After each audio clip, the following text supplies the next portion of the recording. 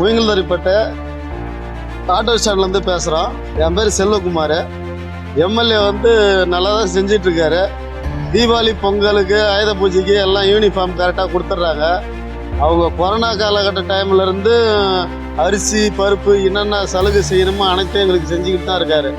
எந்த மாதிரியும் குறை சொல்கிறதுக்கு எதுவும் கிடையாது. சூப்பர், ரொம்ப க்ளோஸா இருக்கிறாரு. அப்புறம் அண்ணன் தம்பி மாரியே க்ளோஸா இருக்காரு. நல்லா இருக்காரு. நல்லா வந்து ஸ்டாண்டுக்குன்னு ஏதாவது ஒரு பிரச்சனைனா உடனே செய்கிறாங்க.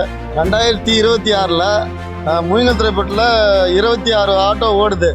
26 ஆட்டோவோட குடும்பமும் பூராமே எல்லாம் உதயசூரியனுக்கு தான்.